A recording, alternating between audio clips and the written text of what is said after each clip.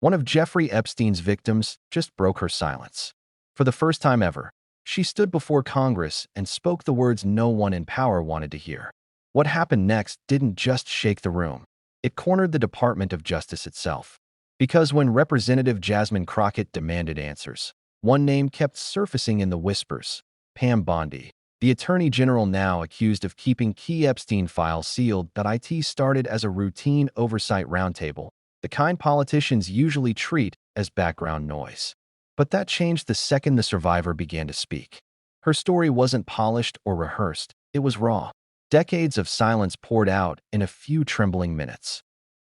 Case, it would have been the Epstein case. So how we went from something that should have been RICO because of how sophisticated of a system this was, and this wasn't just one little sick old man that was doing stuff, but there were so many layers, whether we're talking about the banks that were involved, whether we're talking about those that worked for him, that helped him, whether we're talking about the monster known as Maxwell, and that's exactly how y'all need to refer to her. She is a monster. She is not a victim. So let me tell you, I want some action items to come out of this, because for once we somewhat look like we're bipartisan in the Oversight Committee.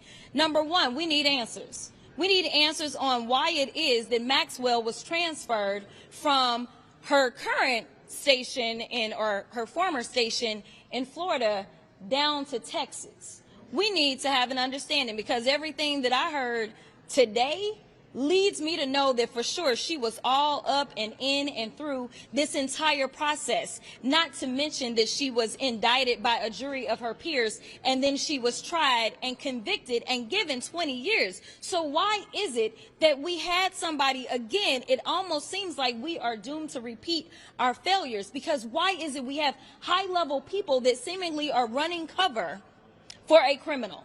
And that is what she is. She is a monster and she is a criminal. So number one, we need answers on what happened with that transfer, why it took place. And honestly, we all need to stand together and say that Maxwell needs to go back to where the monsters go, which is to a higher level of security.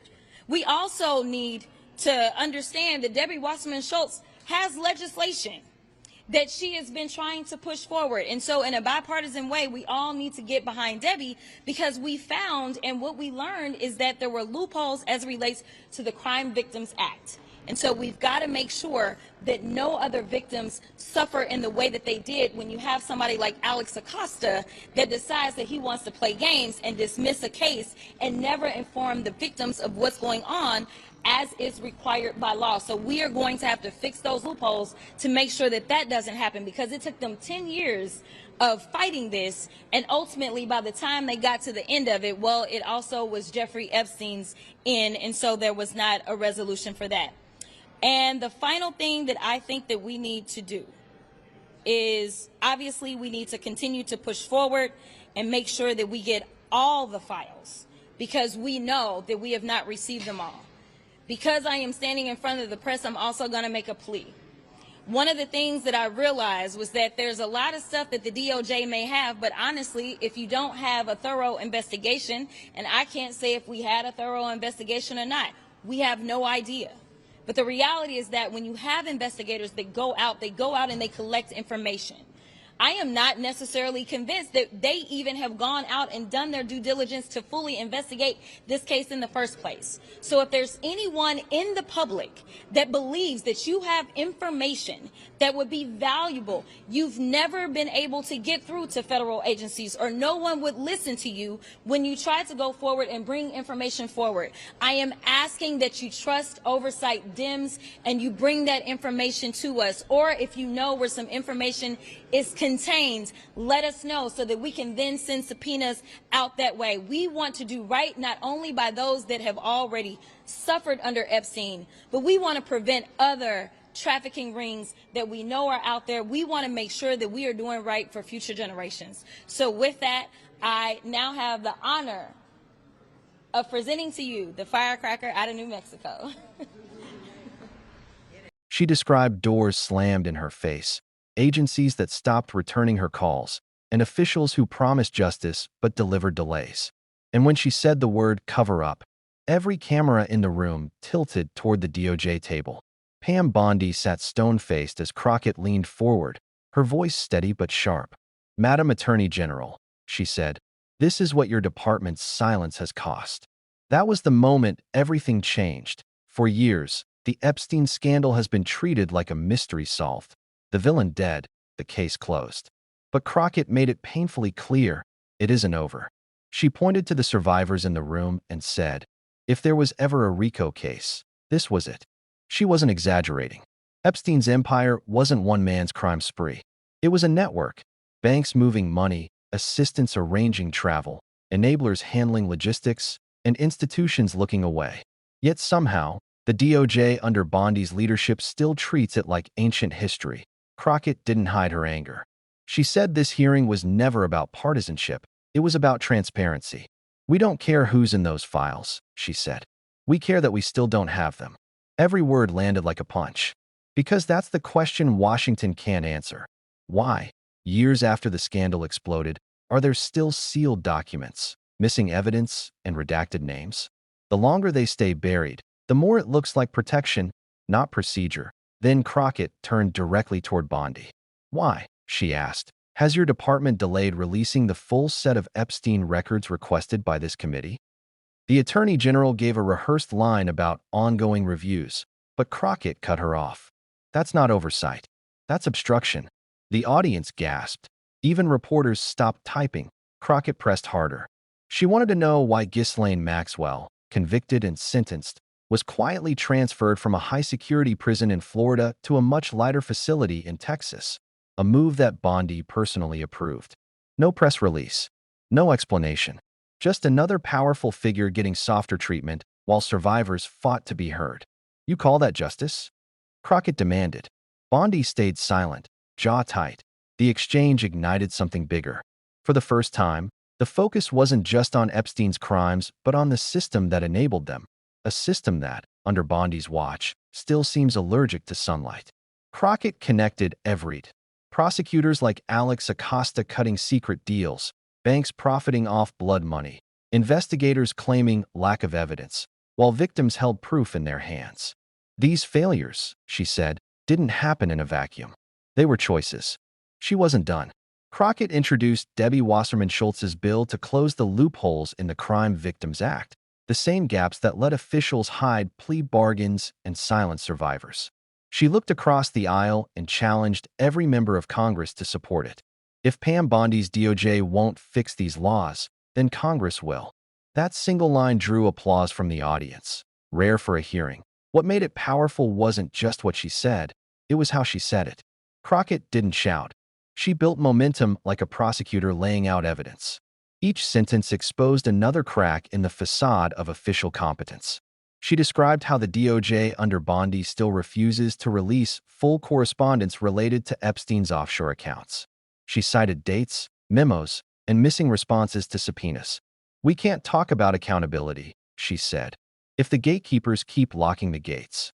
The emotional peak came when she turned back to the survivor. The woman's eyes were wet, but her voice was steady. She said she'd tried for years to get federal attention, letters unanswered, phone calls ignored. "I stopped believing anyone in power cared," she whispered. Crockett placed a hand on the desk and said quietly, "We care now." The room fell silent. Even Bondi looked uneasy. She knew the optics. A survivor confronting the very department accused of hiding the truth.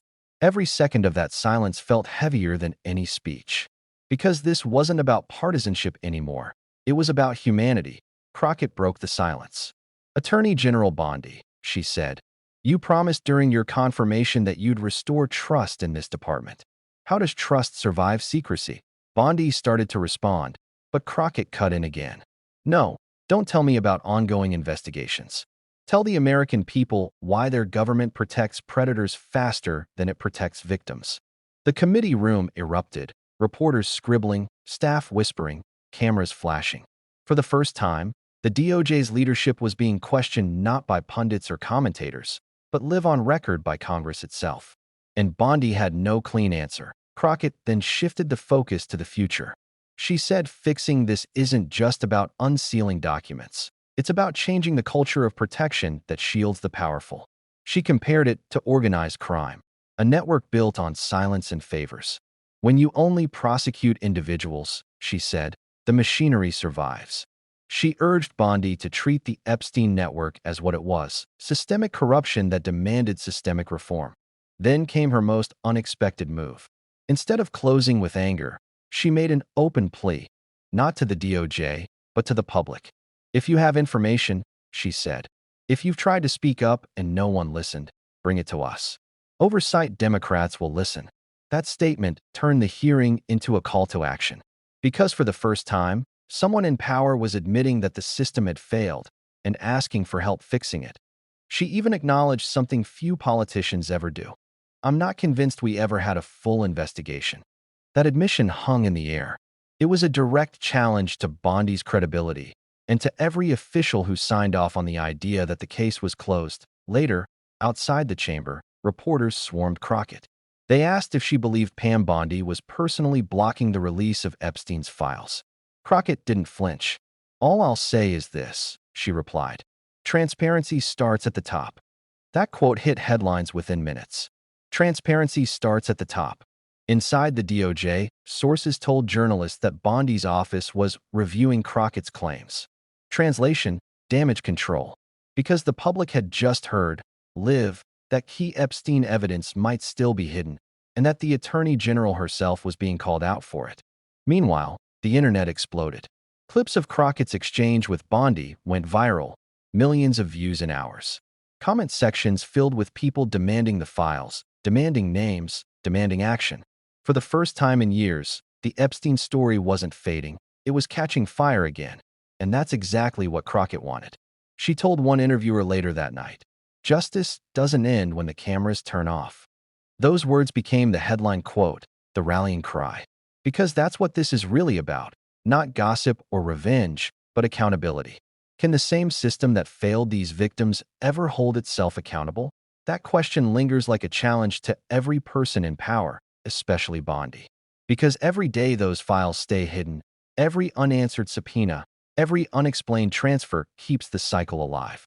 The longer the DOJ hides behind ongoing reviews, the more it looks like complicity instead of caution. Crockett's hearing didn't just reopen old wounds, it exposed fresh ones. She showed that justice isn't about how neatly a case closes, but about how deeply a government listens. The survivor's voice didn't just recount trauma, it revealed negligence. And Bondi's silence didn't sound like caution, it sounded like guilt. In the days that followed, oversight members announced plans to subpoena additional DOJ documents. Bondi's office said it would cooperate fully, but that phrase has been used before. This time, Crockett promised, "We're not letting this one go." She reminded Americans that oversight exists for a reason, to make sure justice isn't just a word carved above a courthouse door. If we can't hold our own institutions accountable, she said, then who can we hold? That's the question echoing far beyond Capitol Hill tonight. The bigger picture is hauntingly simple. When power hides the truth, it breeds more silence. When survivors see the system bend for the rich, they stop coming forward. Crockett's mission, and Bondi's test, is to break that pattern before it repeats. Because this was never only about Jeffrey Epstein. It was about every institution that looked away, every official who signed off, every department that chose secrecy over sunlight. And now, for the first time, the Attorney General herself is on the defensive. Whether Pam Bondi finally releases those missing files or keeps them buried will decide more than her reputation. It will decide whether Americans still believe their government can tell the truth. And that brings us here, to you watching right now. Because Crockett's final words weren't just directed at Bondi or the DOJ, they were meant for everyone who still cares about transparency. She said, "If you want the truth, keep demanding it. The louder we are, the faster the walls fall. So don't let this fade into another headline that disappears tomorrow. Keep asking where those files are. Keep asking who signed those transfers. Keep asking why justice still moves slower for the powerful than it does for everyone else. Because justice doesn't move on its own. It moves when people push it. And if you're one of those people who believes that truth still matters, subscribe, share this video, and help keep the pressure alive. The more light we shine, the fewer places power has left to hide.